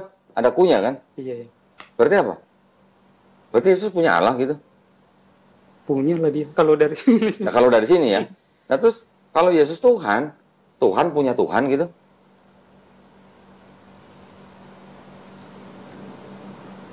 Gimana? Oke, mungkin istilah Allah itu kurang tepat sebenarnya. Banyak yang protes. Yang tepat itu sebenarnya Tuhanku dan Tuhanmu. Itu yang tepat ya. Yang nggak mungkin. Saya punya mobil. Kalau saya nyebut itu mobilku gitu, berarti itu mobil itu punya siapa? Punya saya kan. Nah, kalau Yesus bilang Tuhanku, berarti Yesus punya Tuhan dong. Iya. Menyatakan kepunyaan gitu. Nah, Bapakku dan Bapamu, Tuhanku dan Tuhanmu. Berarti Tuhan Yesus dan Tuhan saudara sama. Bukan begitu? Iya masih. Kira-kira Tuhan punya Tuhan nggak? Kalau Tuhan nggak punya Tuhan. Nah, kalau Tuhan nggak punya Tuhan, berarti udah jelas kan? Berarti udah jelas bahwa Yesus bukan Tuhan. Kan gitu? Pastinya. Iya masih. Yakin? Iya. Kalau ada yang belum yakin, coba kita diskusi lagi. Apa yang belum yakin, kira-kira? Sebenarnya udah sih Mas, udah Yakin? Udah yakin sih Mas. Nah, udah berarti Mas Apri kan sudah yakin bahwa Allah itu adalah Esa. Ya kan? Sudah yakin. Sudah yakin bahwa Yesus itu bukan Tuhan, dia hanya seorang nabi gitu. Karena dia disebut utusan gitu. Sudah yakin. Nah, sekarang Mas Apri yakin nggak bahwa Nabi Muhammad SAW itu adalah seorang nabi? Utusan Allah gitu. Belum. Apa Mas? Nabi Muhammad. Belum mengenal. Kalau ke situ belum kenal. Belum kenal. Belum tahu Oke. apa-apa itu. Oke, nah nanti gini, saya mungkin ceritakan hanya sedikit aja ya. Nanti Mas Apri bisa belajar lebih jauh lagi tentang kehidupan sang Nabi kita, Nabi Muhammad SAW. Nabi Muhammad SAW itu kalau dirunut-runut, ya, dirunut-runut itu sebenarnya adalah keturunan daripada Nabi Ismail alaihissalam. Nabi Ismail itu kan anak pertama daripada Nabi Abraham alaihissalam kan. Nabi Abraham kan punya anak Nabi Ismail dan Nabi Ishak, ya kan? Nabi Ismail ini kan dia diusir sama Abraham nih, katanya nih, dengan ibunya kan bernama Hagar kan, atau Hajar dalam Islam. Setelah itu kan mereka mengembara dan akhirnya tinggal di Beersheba sampai kemudian setelah besar baru tinggal di Paran, gitu. Pegunungan Paran gitu. Kalau kita cek di sejarah, di geografi dan segala macam, yang sudah berubah gitu. Ya, penyebutannya pegunungan Paran itu sebenarnya di Arab Mas gitu. Nah, bertemu dengan orang-orang asli suku Arab, berasimilasi, akhirnya keturunannya sampai kepada Nabi Muhammad SAW. Nabi Muhammad SAW ini disebutkan bahwa dia adalah seorang yang ummi. Ummi artinya tidak bisa baca tulis Mas. Ya, karena memang di negara Arab itu tidak terbiasa dengan tradisi baca tulis. Mereka terbiasanya dengan bahasa syair gitu. Ya, orang-orang Arab itu memang sudah terbiasa dengan syair. Jadi mereka mikirin apa, bikin syair. Mikir apa, bikin syair. Lihat danau, bikin syair gitu. Lihat gunung, bikin syair. Memang begitu tradisinya gitu. Jadi bukan tradisi baca tulis gitu kalau untuk bangsa Arab. Nah, di bangsa Arab itu sendiri, itu selama beratus-ratus tahun, bahkan sebelumnya itu, mereka juga sudah mengenal yang namanya pagan, Mas. Yang tadi saya bilang, tiga Tuhan, tapi satu Tuhan, tapi tiga. Dari daerah yang tadi saya sebutin, bangsa Arab juga mengenal. Dari mana? Dari Persia. Karena mereka kan orang-orang pedagang. Mereka mengambil barang dari negara lain, dijual di Arab gitu ya. Bawa souvenir gitu. Ada yang bawa souvenir gitu ke Mekah. Namanya Amr bin Luhai lah. Saya sebutin aja namanya. Dia berdagang ke Syam, dia pulang bawa souvenir. Souvenir apa? Patung gitu. Dia melihat orang sana menyembah patung itu gitu. Artinya sebenarnya orang Arab sendiri sebenarnya tahu gitu bahwa pencipta itu namanya Allah gitu. Cuman karena ada patung-patung yang disembah yang dianggap sebagai perantara kepada Tuhan Sang Pencipta, jadi mereka terbiasa dengan menyembah perantaranya, minta tolongnya lewat perantara itu gitu. bawa satu patung, yang lain nyusul, nambah-nambah. Jadi Mekah itu, Ka'bah yang di Mekah itu, akhirnya dikelilingi dengan patung-patung berhala, yang berasal dari daerah-daerah yang tadi saya sebutin itu. Jadi orang Arab sudah terbiasa dengan menyembah pagan. Setelah Nabi Muhammad lahir, kemudian setelah dia berumur 40 tahun, barulah dia mendapatkan wahyu. Nah, wahyu ini diturunkan melalui malaikat Jibril alaihissalam. Ya, malaikat Jibril ini adalah malaikat penyampai wahyu. Di dalam tradisi Yahudi juga mereka mengenal malaikat Gabriel. Di Kristen juga mengenal malaikat Gabriel. Sama, sosoknya sama. Setelah menerima wahyu, barulah Nabi Muhammad berdakwah kepada bangsanya sendiri, yang di Arab itu. Karena mereka selalu menyekutukan pencipta gitu. Nah, Nabi Muhammad akhirnya mendapatkan pengikut, pertama dari saudara-saudara orang dekat, akhirnya kelompok ini makin besar, dipersekusi sama penguasa-penguasa Arab. Penguasa Arab ini sebenarnya juga saudara-saudaranya sendiri gitu. Paman-pamannya sendiri gitu sebenarnya. Akhirnya karena dipersekusi, mereka mengungsi. Awalnya ada yang mengungsi ke Habasyah, ke Ethiopia. Terus akhirnya karena terus dipersekusi, akhirnya Nabi hijrah ke Madinah. Dari Mekah ke Madinah. Gitu ya. Sebagian sudah hijrah duluan. Nah, setelah Nabi hijrah ke Madinah ini, inilah baru Nabi Muhammad SAW itu mempunyai pengikut yang cukup besar. Ya. Jadi mungkin bisa dikatakan dalam satu Madinah itu, selain Yahudi dan Kristen, semuanya sudah Islam gitulah. Jadi sudah punya kekuatan, akhirnya berperang sama saudara-saudaranya sendiri dari Mekah gitu, Mas. Nanti ada perang Uhud, ada perang macam-macam, ada beberapa kali perang, sampai akhirnya Mekah ini ditaklukkan atau ditundukkan oleh Nabi Muhammad dan pengikut-pengikutnya dari Mekah. Itu ya peristiwa yang disebut dengan Fatu Mekah, yang sebelumnya ditandai dengan perjanjian ini itulah ada ya. Setelah ditaklukkan ya, orang yang ada di Mekah pada waktu ditaklukkan oleh Nabi Muhammad, mereka silahkan kalau mau masuk Islam dilindungin, tapi kalau nggak mau masuk Islam, karena Mekah itu adalah tanah yang suci, tanah haram, maksudnya tanah suci, mereka harus keluar dari Mekah gitu. Tapi bukan berarti dibunuh-bunuhin, enggak. Yang mau masuk Islam silahkan, yang enggak silahkan gitu. Di dalam Islam itu tidak ada paksaan gitu, Mas. Orang-orang Yahudi dan orang-orang Nasrani yang tinggal di Arab Saudi yang tidak mau masuk Islam tidak dibunuh, mereka hanya perlu membayar jizyah namanya. Itu kalau menerapkan hukum Islam. Kalau di Indonesia enggak, ya kan? Jadi di dalam Islam itu tadi kan saya sebutkan ininya ya, apa namanya, definisinya gitu lah ya. Kalau apa namanya, pada waktu Fatu Mekah, saya mundur dikit. Setelah ditaklukkan, patung-patung berhala yang tadinya mengelilingi Ka'bah itu, yang jumlahnya kurang lebih 360, itu semua dihancurkan. Jadi ajakan daripada Nabi Muhammad SAW itu apa?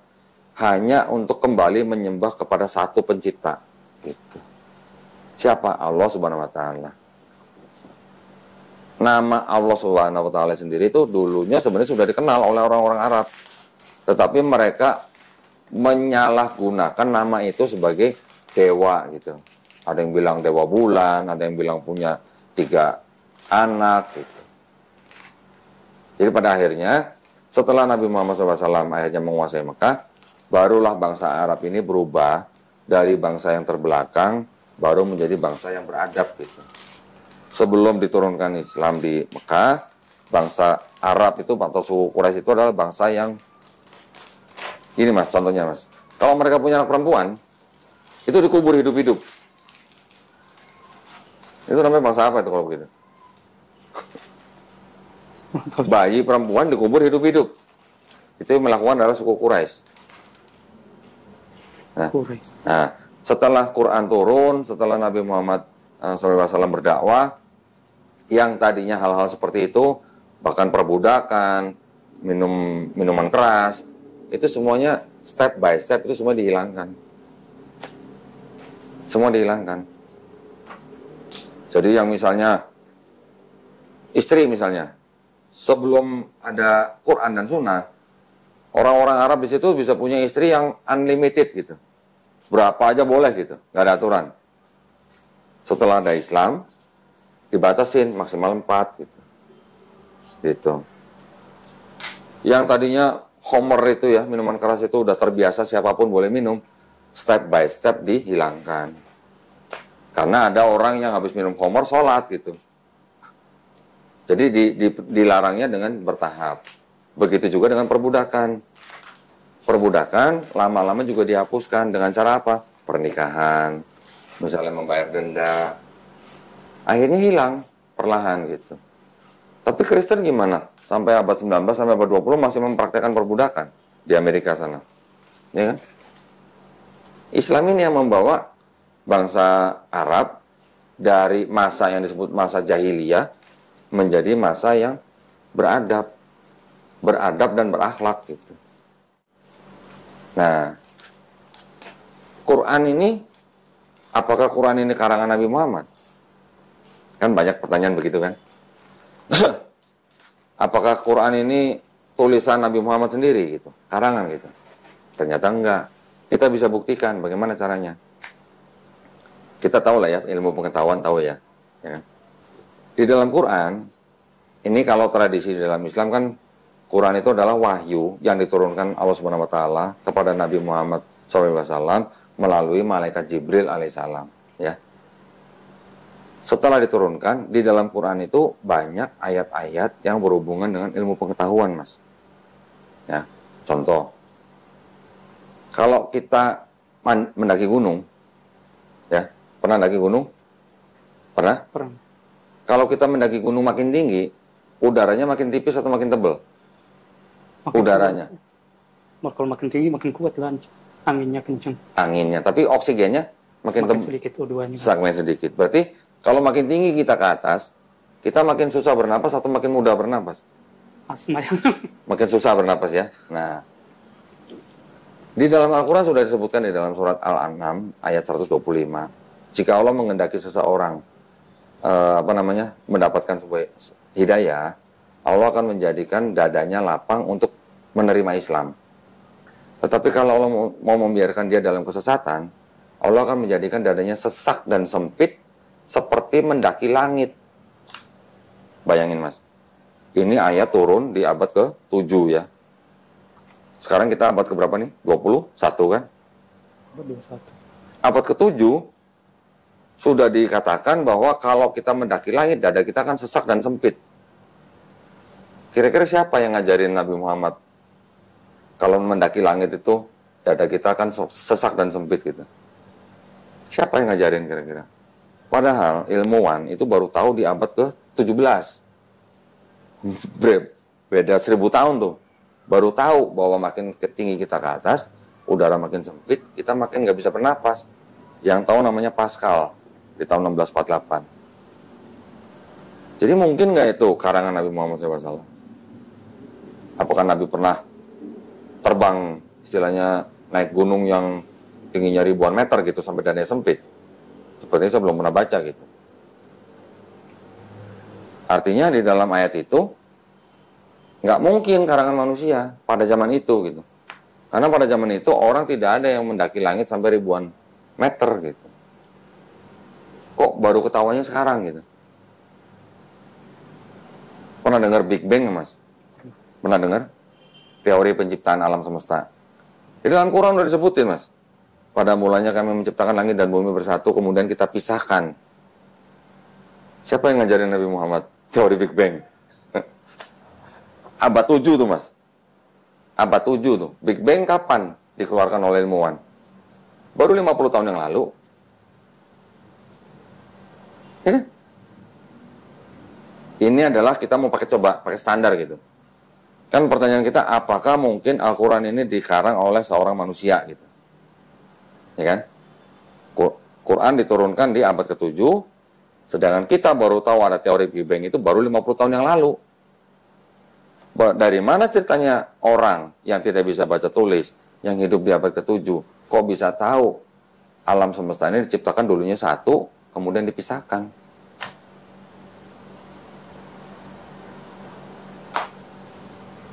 Nggak mungkin itu kan karangan manusia zaman itu. Sedangkan kita tahunya aja baru 50 tahun yang lalu gitu. Mas Apri tahu gunung kan? Gunung itu kan yang kita bisa ngeliat gunung kan ada yang naik begini kan. Ternyata gunung itu di Quran disebut apa? Pasak. Pernah dengar pasak? Tahu pasak kan? Kalau kita camping nih, kita kemah nih, kita bangun tenda, kan ada tali yang kita tancepin ke tanah pakai pasak kan, pakai paku besar gitu. Itu namanya pasak. Jadi kalau kita lihat pasak kan ada yang keluar dari tanah, tapi yang masuk ke dalam tanah kan jauh lebih panjang gitu kan. Gunung itu ternyata di dalamnya ada tubuhnya gitu mas. Ada, ya kayak pasak itu. Ada kepalanya, ada tubuhnya yang menancap ke tanah. Kapan kita tahu itu ada seperti itu? Ada seperti pasak. Baru kira-kira 50 tahun yang lalu juga. Namanya geologis, namanya Frank Press. Dia mengatakan bahwa Gunung Everest itu ya, yang tingginya 8,8 kilo, pasaknya yang ke bawah, ternyata 125 kilo. Bayangin, 150 kilo. Berarti kan benar seperti pasak kan, yang kita tancap ke tanah. Nah itu Nabi Muhammad SAW tahu dari mana gitu loh, gunung itu seperti pasak gitu. Apa dulu sudah ada alat yang buat ngukur tanah ke dalam gitu? Nggak mungkin. Itu bukti gitu bahwa nggak mungkin Quran diciptakan oleh atau dikarang oleh manusia pada zaman itu. Gitu. Apakah pada zaman sekarang mungkin? Ya kalau memang ada ilmu ayat-ayat ilmu pengetahuan yang mungkin nanti baru ketahuannya mungkin ribuan tahun setelah ini. Tuh. Tapi pada saat itu, pada abad ke-7, tidak mungkin seorang manusia yang tidak bisa baca tulis bisa mengetahui teori Big Bang, bisa mengetahui gunung itu pasak, bisa mengetahui oksigen itu tipis kalau kita mendaki langit. Gitu. Ada lagi ayat, dikatakan apa mas? Di dalam laut, itu tidak ada cahaya. Ternyata, zaman sekarang, kita baru tahu memang, kedalaman laut, kedalaman tertentu, itu sama sekali nggak ada cahaya. Apakah Nabi Muhammad SAW pernah nyelam laut sekian ratus meter atau sekian ribu meter sampai tahu di dalam laut nggak ada cahaya gitu? Nggak mungkin. Di dalam Quran juga disebutkan ada laut yang tidak bisa bersatu gini mas. Ada tuh di apa namanya selat apa namanya Gibraltar apa? Ada laut yang tidak bisa bersatu, yang satu warna biru, satu warna agak coklat gitu. Ada di Quran tuh mas. Taunya baru sekarang. Ada gunung yang berwarna-warni, ada tuh di Cina ternyata. Quran tuh. Apakah Nabi Muhammad SAW pernah ke Cina? Ngeliat gunung berwarna-warni? Nggak pernah lah saya. Nggak pernah baca saya. Jadi, kalau kita mengaku sebagai orang yang hidup di zaman modern, terus kita tahu ilmu pengetahuan, terus ternyata ada di dalam Quran, terus kalau kita tidak mengakui Quran itu sebagai firman yang dari pencipta, naif gitu loh kita. Ada seorang profesor, dia guru besar dalam hal embriologi. Namanya Profesor Keith Moore, anak pendeta dari gereja Presbyter. Dia menulis buku tentang embriologi. Dia bisa menulis buku itu karena dia pakai mikroskop, mas.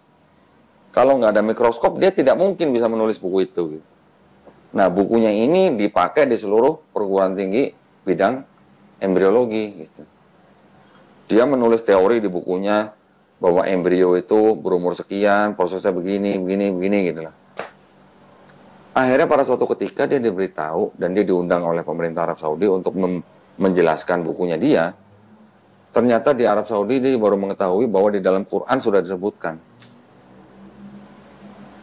Kami ciptakan manusia dari tanah, kemudian kami bentuk menjadi daging, terus kemudian berubah menjadi tulang, kami bungkus lagi dengan daging. Setelah begitu dia berbentuk seperti alaqah, bentuk yang seperti lintah gitu. Ternyata bentuk lintah yang dimaksud oleh Quran sama dengan bentuk embrio yang ada di dalam bukunya Profesor Keith Moore.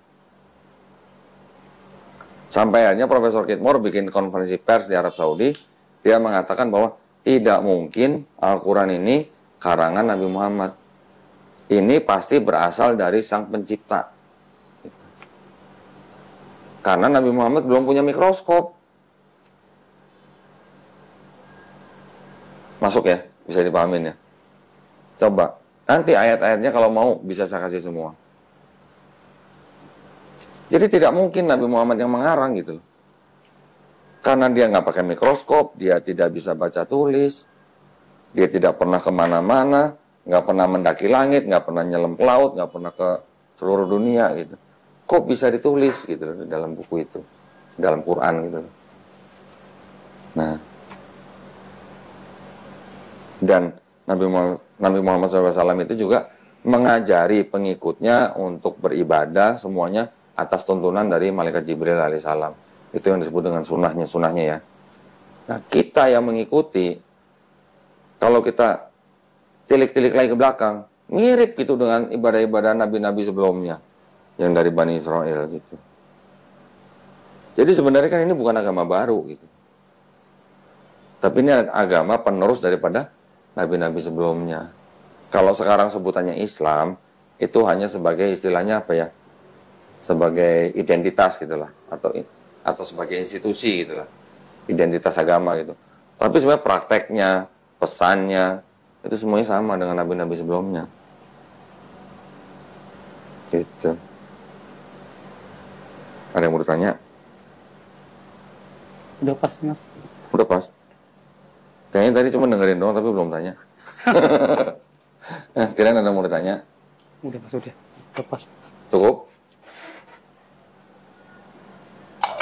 Jadi untuk membuktikan apakah Nabi Muhammad itu nabi palsu atau bukan, ya kan sering nih polemikus bilang Nabi Muhammad SAW itu adalah nabi palsu gitu. Kita kasih argumen begini.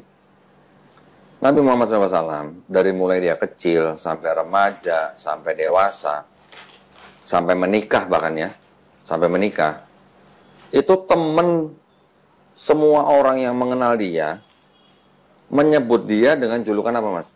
Al-Amin. Artinya apa? Yang terpercaya gitu. Artinya orang ini nggak pernah bohong gitu. Ya. Orang ini nggak pernah bohong gitu. Jadi dia mendapat julukan Al-Amin. Terus pada saat dia menerima wahyu, dia mengatakan kepada warga di Mekah, orang kan bingung bagaimana ceritanya ini orang nggak pernah bohong, sekarang mengajarkan sesuatu yang mereka belum pernah dengar gitu. Ya, yang belum pernah dengar gitu. Otomatis ada yang menerima, ada yang menolak kan. Tapi yang menolak ini kan juga pasti ragu-ragu gitu loh. Ini orang nggak pernah bohong gitu loh. Kok sekarang bisa memberikan pesan yang sama sekali baru buat mereka gitu. Nah, sekarang kalau memang benar Nabi Muhammad SAW apa nabi palsu, apakah dia pernah berbohong? Tidak pernah berbohong. Kalau dia pernah berbohong, dia tidak mungkin mendapatkan gelar Al-Amin. Gitu. Dan dia pernah dibawa oleh pamannya berdagang, ya. Di perjalanan mereka berhenti di sebuah gereja, ada pendeta yang keluar namanya pendeta Buhairo. Ngomong sama pamannya, itu siapa gitu? Itu keponakanku gitu. Bawa pulang. Kenapa? Itu anak nabi yang dinubuatkan di dalam Taurat gitu katanya.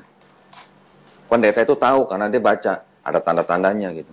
Dan pendeta itu melihat bahwa setiap rombongan itu berjalan, itu ditutupin dengan awan. Itu pendeta tuh. Namanya pendeta Buhaira. Suruh pulang. Kenapa? Kalau dia sampai pergi ke negeri Syam, di sana banyak orang-orang yang membunuh Nabi gitu.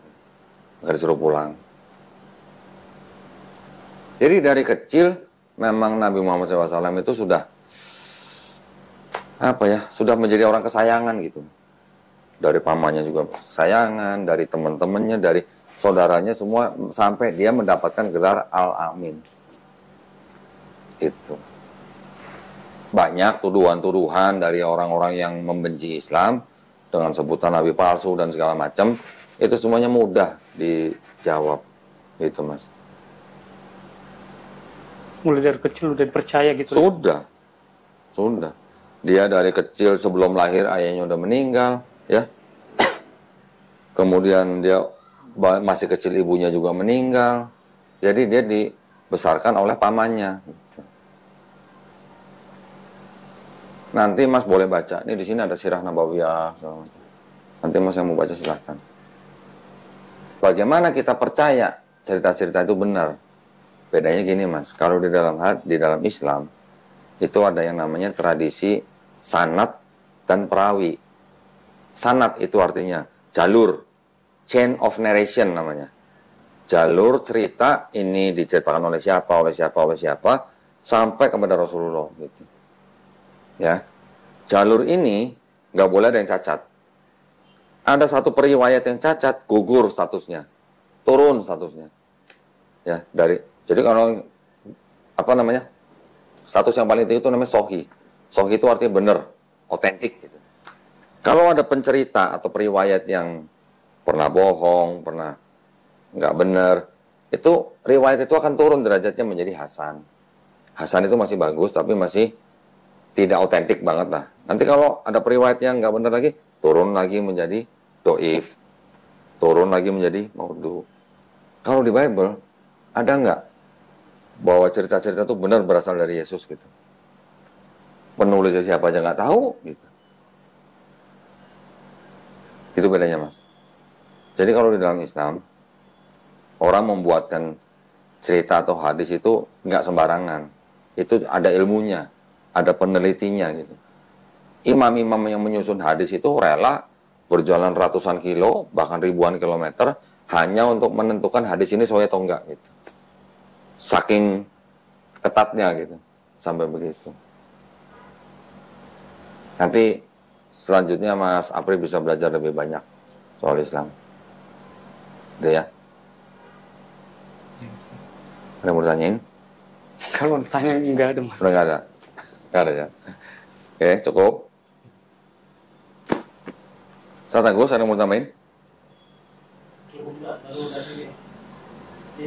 Ada yang mau tambahin keterangan soal Islam gitu? Cukup? Dari sisi Kristen atau Bible-nya sudah cukup ya? Dari sisi Islamnya juga sudah cukup? Kalau belum, kasih tahu. Nanti apa yang mau ditanyain, jangan sungkan-sungkan, Mas. Di lain hari aja Mas. Lain hari ya, nanti belajar Karena pelan-pelan kalau ya. diserap satu hari, nggak Iya, mungkin juga gitu loh. terlalu banyak. Iya, nanti bisa belajar step by step. Jadi, sekarang menurut Mas Apri, Tuhan itu Esa. Yesus bukan Tuhan. Yesus hanya seorang nabi. Muhammad adalah seorang nabi dan utusan Allah. Ini tiga-tiganya udah percaya. Sudah. Alhamdulillah. Jadi, siap bersyahadat. Siap. Mas Apri kira-kira ada punya pemikiran apa nggak? Misalnya kalau nanti saya memeluk Islam, keluarga saya begini-begini gitu, ada? Nggak ada Mas. Orang tua? Kira-kira gimana? Ya ini aku dulu yang belajar gitu loh, bukan pikiranku belum ada sampai ke sana gitu loh. Oh, Belum ada sampai ke orang tua atau apa enggak. oke. Yang penting saya belajar dulu gitu. Oke. Tapi kalau misalnya nanti orang tua tahu, kira-kira mereka marah atau nggak? Ya kalau marah jelas marah dong. Marah jelas. Kalau itu nggak bisa dipungkiri marah. Nggak pasti. bisa dipungkiri. Kira-kira diusir nggak? Ya kalau diusir. Kalau diusir kasih tahu saya tampung. Udah gitu aja. Oke? Tetapi yang jelas, nanti Mas Apri kalau sudah menjadi seorang Muslim, kalau sebelum hari ini Mas Apri sayang sama orang tua, setelah menjadi Muslim harus lebih sayang. Nah, itu syaratnya. Kalau tadi ya hormat sama orang tua, setelah jadi Muslim harus lebih hormat. Siap? Alhamdulillah. Oke, kalau gitu kita bisa segera melakukan prosesi syahadat. Ya, tolong dibantu ya, Tat ya. Sudah diberi relasi Ya, pada hari ini. sudah. Ada yang mengiming-imingi atau memaksa? Enggak, kalau ini sukarela nih, enggak ada. Sukarela. Kemauan sendiri ya? Kemauan sendiri. Alhamdulillah.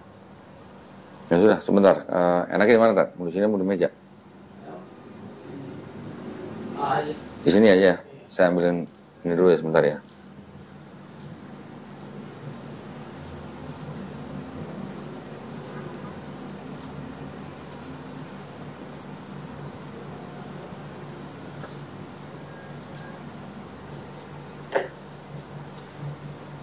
Datangnya berapa tadi? Macet nggak tadi itu? Ada seperti biasa di KM Najira. Oh, ini ya. Rest area. Yang dekat rest area itu ya? Iya.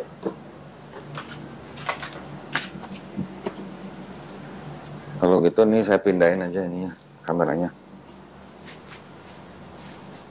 Baik, kita Bismillah ya, kita akan melakukan prosesi pensyahadatan saudara Apri ya. Oh ya, boleh pinjam KTP-nya. Nanti untuk dibuatin sertifikat. Oke, langsung kan sertifikatnya. Udah pada pulang, nanti gampang nanti dikirim bisa.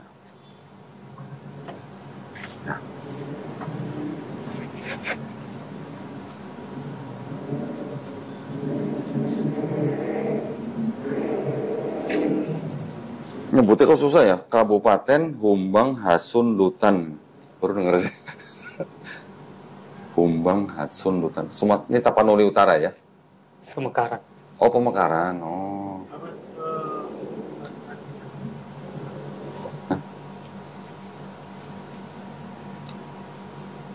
Nah. Paduman volume.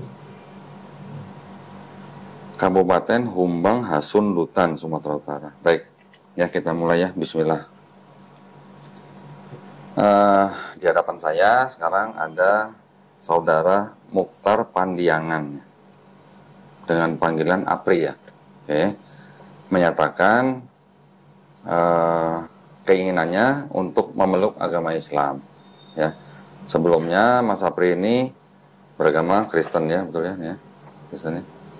Iya. Oke. Nah, alhamdulillah tadi sudah kita sharing-sharing ya. Alhamdulillah Mas Apri sekarang menyatakan diri untuk memeluk agama Islam dengan kemauan sendiri ya, betul? Ya Mas. Tidak ada paksaan ya? Enggak ada. Oke. Tadi saya berpesan kalau nanti Mas Apri sudah bersyahadat, kalau sebelumnya sayang dan hormat sama orang tua, harus lebih sayang dan hormat ya nanti ya kalau udah jadi muslim ya. Baik kalau gitu. Nah, Mas Apri kutip kata-kata saya dalam bahasa Arab, juga nanti dalam terjemahannya ya. Kita berjabat tangan. Asyhadu Asyhadu Allah Allah ilaha ilaha illallah illallah wa asyhadu wa asyhadu anna anna Muhammadan Muhammadan Rasulullah. Rasulullah.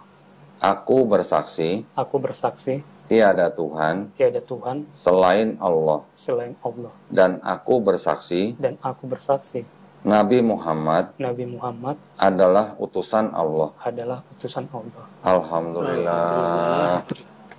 Alhamdulillah. Selamat ya Mas ya. Nanti mudah-mudahan kita bisa bantu apa saja misalnya dalam hal akidah atau apa, jangan sungkan-sungkan. Alhamdulillah. Nah, ini ada buku penuntun sholat ya. Di dalamnya ada sejumlah uang. Ini adalah zakat yang memang khusus untuk mu'alaf. Mu'alaf adalah salah satu dari 8 asnaf yang berhak menerima zakat. Mohon diterima dengan baik.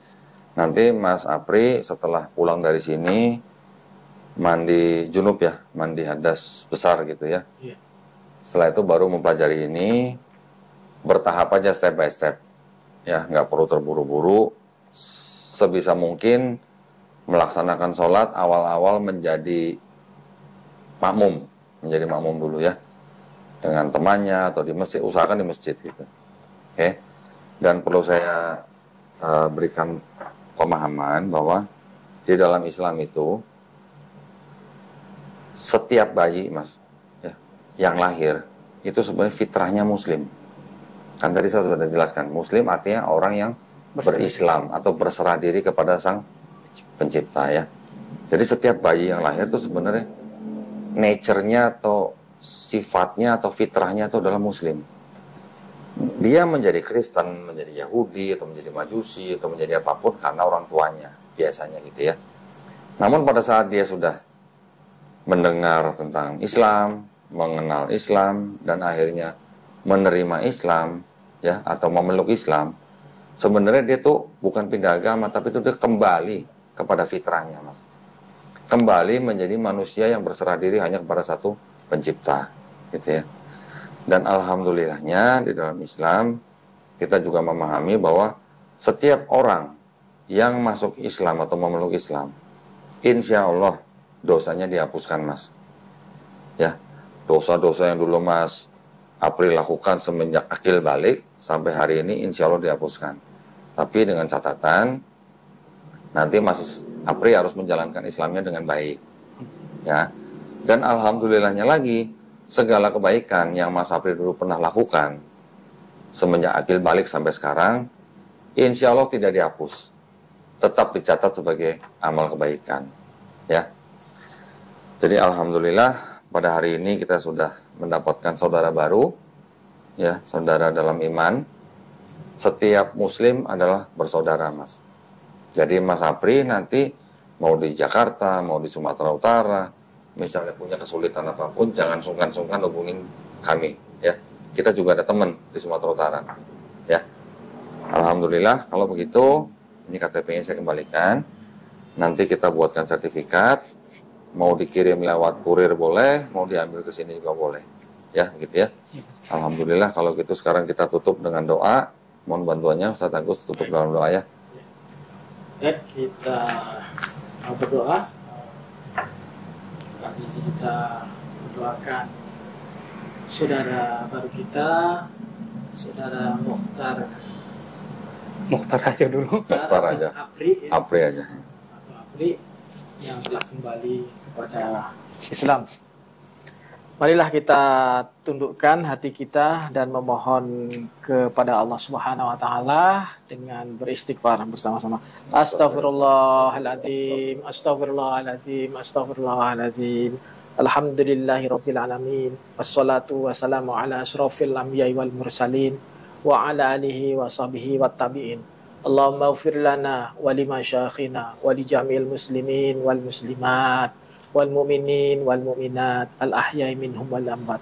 Allahumma antas salam wa minkas salam tabarakta ya dzal jalali wal ikram. Rabbana ighfir lana wa li ikhwanina alladhina sabaquna bil iman wa la taj'al fi qulubina ghillan lil ladzina amanu rabbana innaka raufur rahim. Rabbana afriq alaina sabran wa tafana ma'as solihin. Rabbana hab lana min azwajina wa dzurriyyatina qurrata ayun waj'alna lil muttaqina imama. Allahumma inni a'udzubika minal hammi wal hazan wa a'udzubika minal ajzi wal kasal wa a'udzubika minal jubni wal buhal wa a'udzubika min ghalabati dani wa qahri rijal. Rabbi firli wali walidayya warhamhuma kama rabbayani shaghira. Ya Allah yang Maha Pengampun, ampunilah dosa-dosa kami. Ampunilah dosa-dosa kami baik yang disengaja maupun yang tidak disengaja. Ya Allah yang Maha Pembimbing, bimbinglah setiap langkah kami dari dalam mengarungi kehidupan ini. Ya Allah, ya Tuhan kami, pada hari ini kami telah menerima kembalinya saudara kami, saudara Mukhtar atau saudara Apri yang telah kembali kepada Islam, agama fitrah. Ya Allah, jadikanlah Islam sebagai penunjuk yang selalu memberi petunjuk kepadanya. Ya Allah, yang Maha Rahmat, rahmatilah cahaya, penuhilah cahaya dan juga keimanan kami ini. Ya Allah, matikanlah kami dalam keimanan yang terbaik yang kami miliki. Rabbana zalamna anfusana wa illam taghfir lana wa tarhamna lanakunanna minal khasirin. Rabbana atina fid dunya hasanah wa fil akhirati hasanah wa qina adzabannar. Subhana rabbika rabbil izzati amma yasifun wa salamun alal mursalin walhamdulillahi rabbil alamin. Alhamdulillah. Sekali lagi selamat ya, Mas Apri ya. Mudah-mudahan istiqomah dan terus